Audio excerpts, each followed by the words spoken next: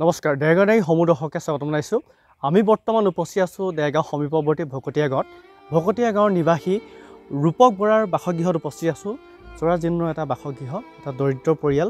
আজিৰ পৰা প্ৰায় 3টা বছৰ আগতে তেওঁ এটা দুৰ্ঘটনাত পতিত হৈ তেওঁৰ মগজুত দুখ পাইছিল। তাৰ ফলতে তেওঁ আজি ঘৰত এইটো অৱস্থাত আছে। তেওঁ যথেষ্ট চিকিৎসা কৰা হৈছে যদিও এই চিকিৎসাত তেওঁ ভাল ফল লাভ কৰা নাই। এটা জৰাজীৰ্ণ ঘৰৰ ওচৰ চুবুৰীয়াসকল আহিছে তেওঁ খবৰ ল'বলৈ। আচলতে তেওঁৰ ঘৰত আমি উপস্থিত আছোঁ। এটা পৰিৱেশ, ঘৰৰ এটা পৰিৱেশ সতীৰ্থই দেখাইছে। ওচৰ চুবুৰীয়াসকল আহিছে। এই যুৱকজনৰ, উদীয়মান যুৱকজনৰ আচলতে এই ৰোগটোৰ কাৰণে তেখেতে আজি বহি থাকিবলগীয়া হৈছে, উঠিব নোৱাৰে। এটা দৰিদ্ৰ পৰিয়াল। আমাৰ পৰিৱেশ সতীৰ্থই আপুনি দেখাই আছে। তেখেতক আমি দেখাবলৈ, ৰূপক বৰাক অলপ দেখাবলৈ সতীৰ্থক অনুৰোধ জনালোঁ। আজি 3 বছৰৰ পৰা প্ৰায় এটা দুৰ্ঘটনাত আঘাতপ্ৰাপ্ত হোৱাৰ পৰা তেওঁ এইটো অৱস্থাত থাকিবলগীয়া হৈছে। এজন উদীয়মান যুৱক 36 বছৰ বয়সতে আচলতে এনেকুৱা এটা আকস্মিক ঘটনাৰ ফলত আজি ঘৰটোলৈ কাল নিশা নামি আহিছে। তেখেতৰ পিতৃ আছে, অকণমান দাদা উঠি দিলে ভাল পাম। হয়, কওকচোন তেখেতৰ এই দুৰ্ঘটনাটো কেনেকৈ হ'ল, কেতিয়াৰ পৰা হ'ল? ধন্যবাদ। এই মোৰ ল'ৰা হয়। মোৰ ল'ৰা আজি মই এই অসুখ আজি মই ট্ৰিটমেণ্ট কৰা, তাৰমানে ট্ৰিটমেণ্ট কৰা মই নিজে দেখা বা নিজে শুনা আগতে মোৰ ঘৰত আছিলে। এনেই ল'ৰাটো আঁতৰত আছিলে, এয়াৰপৰ্টত থাকে, প্ৰাইভেটকৈ থাকে। তাৰপৰা মই মানে গম পালোঁ যে আজি 1.5 বছৰ, মই কণ্টিনিউ 1.5 বছৰ আজি মই ট্ৰিটমেণ্ট কৰি আছোঁ। এটা কি হৈছে মানে সি ক'ব নোৱাৰে, কিবা কিবি মানে ক'ৰবাত দুখ পালে বুলি ভাবি ল'লোঁ। তাৰপৰা তেতিয়া ছাৰে মোক ক'লে, ডিব্ৰুগড় ছাৰে ক'লে আৰু ক'লে এইটো মানে দুখ পাইছে বুলি ক'লে। এমাহ দুদিনমান ধৰা পৰিছে, বৰ দীঘলীয়া হ'ল। তাৰ আমি গম পোৱা আগত, তাৰ আগত ঠিক 1.5 বছৰমান আগত এইটো বুলি ক'লে। কিন্তু আমি গম পোৱা, মই নিজে বাপেক হৈ পেলাই গম পোৱা, মাকে গম পোৱা, আমাৰ 1.5 বছৰ হৈছে। আমি 1.5 বছৰ ট্ৰিটমেণ্ট মানে তেওঁ শৰীৰৰ কোনো অংগত দুখ পাইছিলে, ঘৰত কোৱা নাছিলে? কোৱা আছিলে, ব্ৰেইনত দুখ পাইছিলে, তেজ জমা হৈ গৈছিলে বুলি কৈছিলে ডক্টৰে। আমি যেতিয়া গম পাওঁ তেতিয়াৰ পৰা আমি আজিলৈকে আমি 1.5 বছৰ দিন ট্ৰিটমেণ্টত আছোঁ আৰু ট্ৰিটমেণ্ট কৰিছোঁ। ক'ত চিকিৎসা কৰি আছে এতিয়া? মই আৰম্ভণিৰ পৰা প্ৰথম মই যোৰহাটত কৰিলোঁ, এজিত থাকিলোঁ। তাৰপৰা মই যোৰহাট মেডিকেলত থৈ মোক মানে ৰেফাৰ কৰি দিলে ডিব্ৰুগড়ত মই আদিত্যত মই ট্ৰিটমেণ্ট কৰিছোঁ। কৰি আজি পৰ্যন্ত মই ট্ৰিটমেণ্টেই কৰি আছোঁ। কিন্তু মই সুফল লাভ কৰা নাই, সুফল পোৱা নাই। আৰু ডক্টৰ মোৰ মতে মানে ব্ৰেইনত দুখ পাইছে বুলি কৈছে।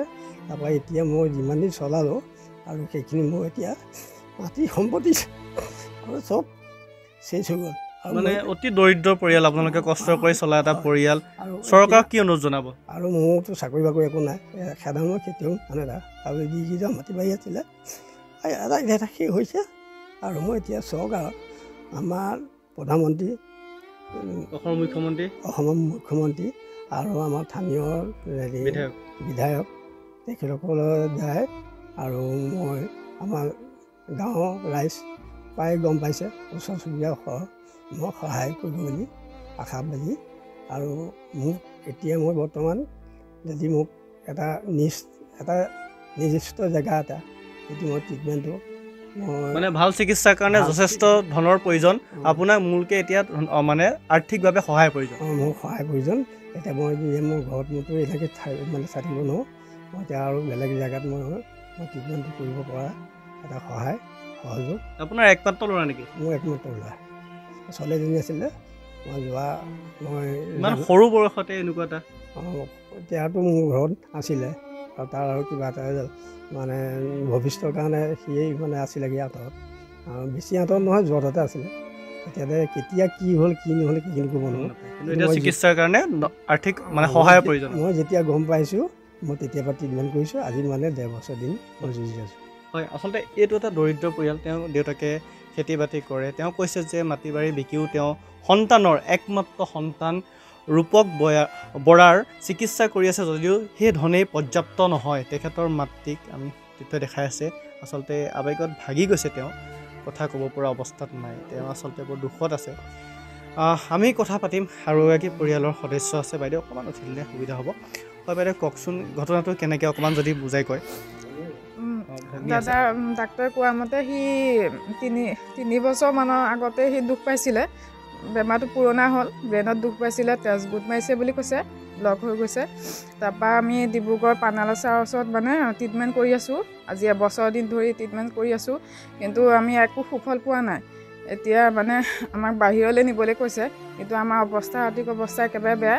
বাহিৰলৈ নিবলৈ আমাৰ একেবাৰে সামৰ্থ্য নাই। মাটি বাৰী চব গ'ল, বিকি গ'ল। এতিয়া আপোনালোকৰ কিবা সহায় সহযোগ বিচাৰিছোঁ। দাদা সোনকালে সুস্থ হওক, ভাল হওক। মোৰ এটাই দাদা, আৰু এতিয়া বাহিৰলৈ নিবলৈ মানে আমাৰ হাতত এতিয়া সামৰ্থ্য নাই। আপোনালোকৰ সহযোগিতা বিচাৰিছোঁ। আৰু বিশেষকৈ অসমৰ মুখ্যমন্ত্ৰী হিমন্ত বিশ্ব শৰ্মা ডাঙৰীয়াক কি ক'ব? ছাৰলৈ এটাই অনুৰোধ, যাতে মোৰ দাদাক কিবা এটা সহায় কৰি সোনকালে সুস্থ কৰি দিয়ক, ভাল কৰি দিয়ক। মই সেইটোৱে বিচাৰিছোঁ। হয়, আজি কিমান বছৰৰ পৰা তেওঁ ঘৰত বিচনাত পৰি থাকিবলগীয়া হৈছে? আজি 1.5 বছৰ হৈ গ'ল। 1.5 বছৰ হ'ল ট্ৰিটমেণ্ট কৰি আছোঁ, কিন্তু একো সুফল পোৱা নাই, ভাল হোৱা নাই। তেখেতে কথা ক'ব পাৰেনে?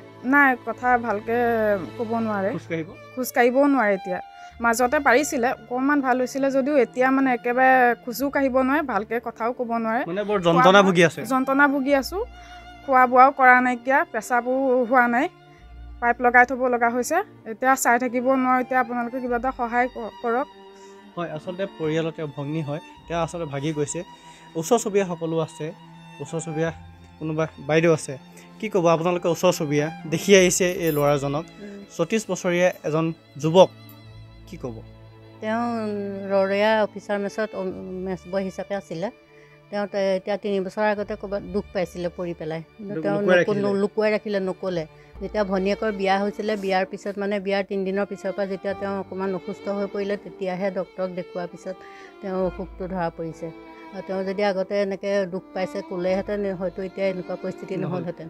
এতিয়া তেওঁলোকৰ মানে ঘৰুৱা অৱস্থা একেবাৰে বেয়া হৈ পৰিলে। নিজে এতিয়া দাইল তেল এমুঠি কিনি খাবলৈও সামৰ্থ্য নাইকিয়া হৈ গৈছে। তাৰ ভিতৰত তেওঁক দৰৱ খাবলৈ ইমান পইচা ক'ৰ পৰা পাব? আৰু এতিয়া মই আজি গম পালোঁ, ৰাতিপুৱা এগৰাকী মানুহে মোক ফোন কৰি পেলাই ক'লে যে ডিব্ৰুগড় গুৱাহাটী নিব লাগে, তেখেতৰ হাতত পইচা পাতিও নাইকিয়া, আপুনি খবৰটো পাইছে নাই? মই খবৰটো পোৱা মাত্ৰক মই একেবাৰে আহিয়ে গৈছোঁ। আৰু বিশেষকৈ অসমৰ মুখ্যমন্ত্ৰী হিমন্ত বিশ্ব শৰ্মা ডাঙৰীয়াক কি ক'ব ইয়াৰ পৰা? মই অনুৰোধ কৰোঁ, হিমন্ত বিশ্ব ছাৰে যাতে ল'ৰাটোক, তেওঁলোকৰ পৰিয়ালটোক বচুৱাই দিয়ক, আৰু ল'ৰাটোৰ ট্ৰিটমেণ্টৰ কাৰণে কিছু সহায় সহযোগ আগবঢ়াই তেওঁ আৰোগ্য হ'বৰ কাৰণে সুবিধা কৰি দিয়ক। এয়ে মই হিমন্ত ছাৰৰ ওচৰত প্ৰাৰ্থনা কৰিছোঁ। হয়, ধন্যবাদ জনালোঁ। আচলতে আকৌ এবাৰ আমি দেখাবলৈ আমাৰ সতীৰ্থকনো জনাইছোঁ।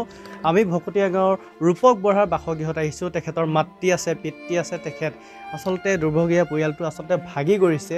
এনেকুৱা এটা যন্ত্ৰণাময় জীৱনত আগতে এজন যুৱক, 34 বছৰীয়া এজন উদীয়মান যুৱক আজি প্ৰায় 3 বছৰ কাল যন্ত্ৰণা ভুগি থাকিবলগীয়া হৈছে। আমাৰ চেনেলৰ মাধ্যমেৰে অসমৰ সন্মানীয় মুখ্যমন্ত্ৰী হিমন্ত বিশ্ব শৰ্মা ডাঙৰীয়া, স্বাস্থ্যমন্ত্ৰী কেশৱ ভূঞা ডাঙৰীয়া, দেৰগাঁও স্থানীয় বিধায়ক ভৱেন ভৰালী ডাঙৰীয়া, আমি অনুৰোধ জনাইছোঁ যাতে এই দুৰ্ভগীয়া পৰিয়ালটোৰ প্ৰতি চকু মেলি চাওক।